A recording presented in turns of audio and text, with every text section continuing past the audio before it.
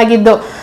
ನಾನು ಕೂಡ ಲೈವ್ ಮಾಡಿ ವಾಚ್ ಅವರ್ನ ಕಂಪ್ಲೀಟ್ ಮಾಡ್ಕೊಂಡೆ ಮಾನಿಟೈಸೇಷನ್ ಮಾಡ್ಕೊಂಡಿದ್ದು. ಆದ್ರೆ ಒಂದು ದಿವಸಕ್ಕೂ ಕೂಡ ನಾನು ಯಾವತ್ತೂ ಒಂದು ಗ್ರೀನ್ ಸ್ಕ್ರೀನ್ ಹಾಕಿದ್ದಾಗ್ಲಿ, ನಾನು ಇಡೀ ಚಾನಲ್ ಅಲ್ಲಿ ಎಷ್ಟು ಲೈವ್ ಇದೆ ನೋಡಿ ಅಷ್ಟು ಲೈವ್ ಕೂಡ ನಾನು ಫೇಸ್ ಲೈವೇ ಮಾಡಿದ್ದೀನಿ. ಮಧ್ಯದಲ್ಲಿ ಎಲ್ಲೋ ಅಲ್ಲೊಂದಿಲ್ಲೊಂದು ವಿತೌಟ್ ಫೇಸ್ ಮಾಡಿದ್ದೀನಿ ಬಿಟ್ರೆ ಇನ್ನು ಎಲ್ಲಾ ಲೈವ್ ನಾನು ಫೇಸ್ ಲೈವೇ ಮಾಡಿರೋದು. ಯಾವುದೇ ಗ್ರೀನ್ ಸ್ಕ್ರೀನ್ ಹಾಕಿಲ್ಲ, ನಾನು ಯಾವುದೇ ಈ ಗೇಮ್ಗಳನ್ನ ನಾನು ಯಾವುದು ಮಾಡಲಿಲ್ಲ. ನನಗೆ ಮುಂಚೆನೆ ಗೊತ್ತಿತ್ತು ಇಂಥವೆಲ್ಲ ಏನೇ ಮಾಡಿದ್ರು ಪ್ರಾಬ್ಲಮ್ ಆಗತ್ತೆ ಅಂತ ಗೊತ್ತಿದ್ದೆ ನಾನು ಅವೆಲ್ಲ ಮಾಡಿಲ್ಲ. ಬೇರೆಯವ್ರು ಮಾಡ್ತಿದ್ದಾರೆ, ಏನ್ ಗೊತ್ತಾ, ಇವ್ರು ಮಾಡೋ ಕೆಲಸ ಇವರೇ ಅಂತಲ್ಲ, ಯಾರಾದ್ರೂ ಆಗೋಗ್ಲಿ, ಯಾರಾದ್ರೂ ಮಾಡ್ತಿರ್ತಾರೆ. ಯಾರ್ದಾದ್ರು ಒಬ್ರದ್ದು ಶುರುವಾಯ್ತು ಅಂತ ಅನ್ಕೊಳ್ಳಿ ಲೈವ್, ಆ ತರ ಒಬ್ರು ನೋಡಿ ಒಬ್ರು ಮಾಡೋದಕ್ಕೆ ಸ್ಟಾರ್ಟ್ ಮಾಡ್ಕೊಂತಾರೆ. ಅವರೇ ಮಾಡ್ತಿದ್ದಾರೆ, ಅವ್ರಿಗೇನು ಆಗಿಲ್ಲ, ನಮ್ಗೂ ಏನು ಆಗ್ಬಿಡುತ್ತಾ ಅನ್ನೋ ತರ ಒಂದು ಯೋಚನೆ ಇರುತ್ತೆ. ಮತ್ತೆ ಎಲ್ಲರೂ ಮಾಡ್ತಿದ್ದಾರೆ, ನಾವ್ ಯಾಕೆ ಮಾಡಬಾರ್ದು ಅನ್ನೋ ತರನು ಮಾಡ್ತಿರ್ತಾರೆ. ಟ್ರೆಂಡಿಂಗ್ ಅಲ್ಲಿ ಏನ್ ಹೋಗ್ತಿರ್ತಾರೆ ಅದೆಲ್ಲಾನು ಮಾಡ್ತಾ ಇರೋದೆ. ಆ ತರ ಮಾಡಕ್ ಹೋಗ್ಬೇಡಿ, ಲೈವ್ಗಳಲ್ಲಿ ಹಂಗ್ ಮಾಡಕ್ ಹೋಗ್ಬೇಡಿ. ಲೈವ್ ಅಂತಾನೆ ಅಲ್ಲ, ನೀವು ಶಾರ್ಟ್ಸ್ ಅಲ್ಲೂ ಅಷ್ಟೇನೆ ಗ್ರೀನ್ ಸ್ಕ್ರೀನ್ ಹಾಕೊಂಡು ನಾನು ತುಂಬಾ ಅದ್ರ ಬಗ್ಗೆನೂ ಹೇಳಿದೀನಿ. ನಾನು ಜಸ್ಟ್ ಒಂದೊಂದು ಏನೋ ಇಮೇಜ್ಗಳನ್ನ ಹಾಕ್ಬಿಟ್ಟು ಇವಾಗ ಇದ್ರಲ್ಲೇ ತೋರಿಸ್ತಾ ಇಲ್ಲ, ಆ ತರ ಏನಾದ್ರೂ ಇವಾಗ ಒಂದು ಫ್ರೂಟ್ ಅನ್ಕೊಳ್ಳಿ, ಆ ಫ್ರೂಟ್ ಬಗ್ಗೆ ಎಕ್ಸ್ಪ್ಲೇನ್ ಮಾಡಿರ್ತಾರೆ ಅಲ್ವಾ, ಅದ್ರ ಬಗ್ಗೆದು ಒಂದು ಫೋಟೋ ಹಾಕೋದು, ಒಂದು ಮ್ಯೂಸಿಕ್ ಹಾಕಿ ಬಿಟ್ಬಿಡೋದು, ಇದೇ ತರ ಫುಲ್ಲು ಅದೇ ತರವೇ ಮಾಡಿರ್ತಾರೆ. ಅದ್ರಲ್ಲಿ ಯಾವುದೇ ಎಫರ್ಟ್ ಇಲ್ಲ, ಇದೆಲ್ಲಾನು ಎಫರ್ಟ್ಲೆಸ್ಸೇ ಬರುತ್ತೆ.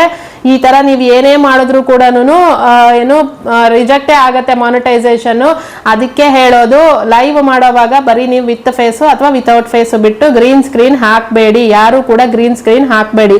ಗ್ರೀನ್ ಸ್ಕ್ರೀನ್ ಹಾಕೊಂಡು ಈ ತರ ಏನೋ ಒಂದು ಇಮೇಜ್ಗಳನ್ನ ಹಾಕೊಂಡು ನೀವು ಲೈವ್ ನ ಮಾಡಿದ್ದು ಕೂಡ ವೇಸ್ಟೇನೆ, ಅದರಿಂದ ಬಂದಿರೋ ವಾಚ್ ಅವರು ವೇಸ್ಟೇನೆ.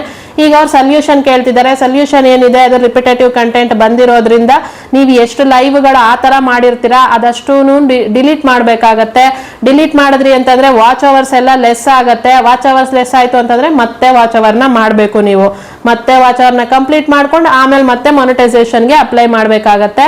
ಈ ತರ ಇರುತ್ತೆ. ಅಪ್ಲೈ ಮಾಡಬೇಕು ಅಂತಂದ್ರು ಅಪ್ಲೈ ಬಟನ್ ಬರ್ಬೇಕಾಗತ್ತೆ. ಇಲ್ಲ ಅಂತಂದ್ರೆ ಅದು ಅಪೀಲ್ ಏನಾದ್ರು ಕೊಟ್ಟಿದ್ದಾರೆ ಅಂತಂದ್ರೆ ಅಪೀಲ್ಗೆ ಹೋಗ್ಬೇಕಾಗತ್ತೆ. ಸುಮ್ಮನೆ ರಿಸ್ಕ್, ಇವೆಲ್ಲಾನು ರಿಸ್ಕ್ ಕೆಲಸಗಳು.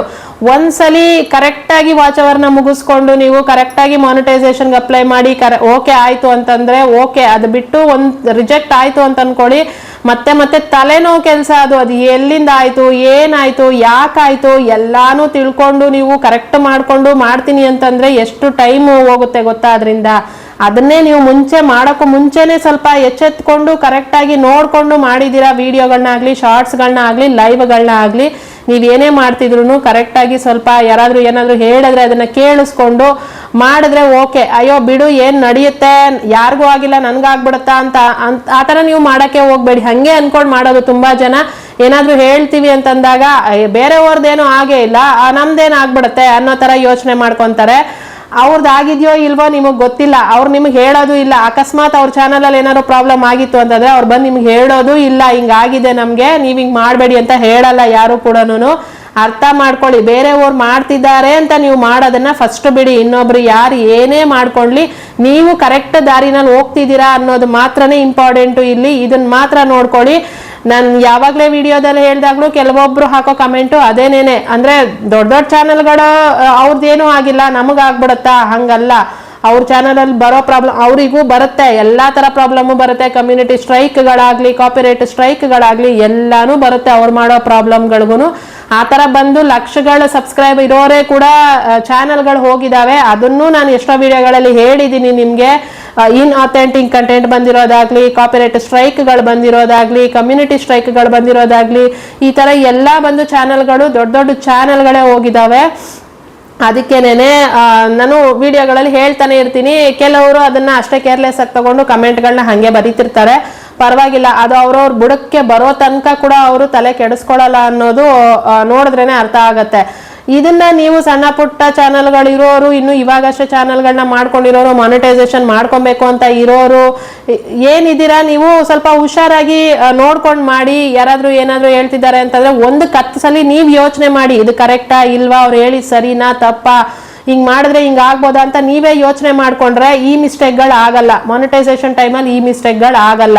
ನೀವು ಅವಾಗ ಯೋಚನೆ ಮಾಡದೆ ಎಲ್ಲರೂ ಮಾಡ್ತಿದ್ದಾರೆ ನಾವು ಮಾಡೋಣ ಅಂತೇನಾದ್ರೂ ನೀವು ಮಾಡ್ಕೊಂಡು ಹೋಗ್ತಿದ್ದೀರಾ ಅಂತಂದ್ರೆ ಈಗ ಮಾನಿಟೈಸೇಷನ್ಗೆ ಬಂದಾಗ ಈ ತರ ಬರುತ್ತೆ. ರಿಪಿಟೇಟಿವ್, ರೀಯೂಸ್ಡ್, ಇನ್ನು ಅಥೆಂಟಿಕ್, ಈ ತರ ಎಲ್ಲ ಬಂದು ಒಂದೊಂದೇ ಏನಾದ್ರು ಪ್ರಾಬ್ಲಮ್ಗಳು ಈ ಥರ ಹಾಕ್ಬಿಟ್ಟು ನಿಮಗೆ ಚಾನಲ್ನ ಅಂದರೆ ಮಾನಿಟೈಸೇಷನ್ನ ರಿಜೆಕ್ಟ್ ಮಾಡ್ತಿರ್ತಾರೆ.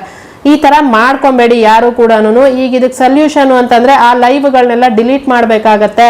ಡಿಲೀಟ್ ಮಾಡಿಕೊಂಡು ಅದಾದ್ಮೇಲೆ ಮತ್ತೆ ನೀವು ವಾಚ್ ಅವರ್ನ ಕಂಪ್ಲೀಟ್ ಮಾಡಿಕೊಂಡು ಮತ್ತೆ ಮಾನಿಟೈಸೇಷನ್ಗೆ ಅಪ್ಲೈ ಮಾಡಬೇಕಾಗತ್ತೆ. ಇಷ್ಟೆಲ್ಲ ರಿಸ್ಕ್ ಕೆಲಸಗಳು. ಇದಕ್ಕೆ ಇನ್ನೇನು ಹೇಳೋಕ್ಕಾಗಲ್ಲ. ಈ ಥರ ಪ್ರಾಬ್ಲಮ್ ಬಂದರೆ ನೋಡ್ಕೊಳ್ಳಿ.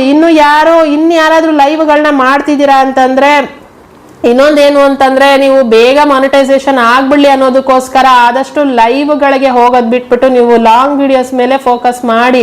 ಇದನ್ನ ನಾನು ಹೇಳ್ತಾನೆ ಬರ್ತಾ ಇದ್ದೀನಿ, ಲೈವ್ಗಳ ಬಗ್ಗೆ ತಲೆ ಕೆಡಿಸ್ಕೊಬೇಡಿ, ಲೈವ್ಗೆ ಹೋಗಬೇಡಿ. ಲೈವ್ ಇಂದ ಚಾನಲ್ಲು ಗ್ರೋತೆ ಹಾಳಾಗಿ ಹೋಗ್ಬಿಡುತ್ತೆ. ನಿಮ್ಮ ಚಾನಲ್ ಮುಂದಕ್ಕೆ ಗ್ರೋತೆ ಬರಲ್ಲ. ಅದಕ್ಕೆ ತುಂಬಾ ಕಷ್ಟ ಆಗುತ್ತೆ. ಮಾನಿಟೈಸೇಷನ್ ಆದ್ಮೇಲಂತೂ ಇನ್ನೂ ಕಷ್ಟ ಆಗುತ್ತೆ ಡಾಲರ್ ಕಂಪ್ಲೀಟ್ ಮಾಡ್ಕೊಳ್ಳೋದಕ್ಕೆ. ಇದನ್ನ ನಾನು ಸ್ವತಃ ಅನುಭವಿಸಿರೋದ್ರಿಂದ ಹೇಳ್ತಾ ಇದ್ದೀನಿ. ಇನ್ನು ಬೇರೆಯವ್ರನ್ನೂ ನಾನು ನೋಡಿದ್ದೀನಿ ಲೈವ್ಗಳನ್ನ ಮಾಡಿರೋರಿಗೆ ಚಾನಲ್ಗಳು ಎಷ್ಟು ಪ್ರಾಬ್ಲಮ್ ಆಗುತ್ತೆ ಅನ್ನೋದು.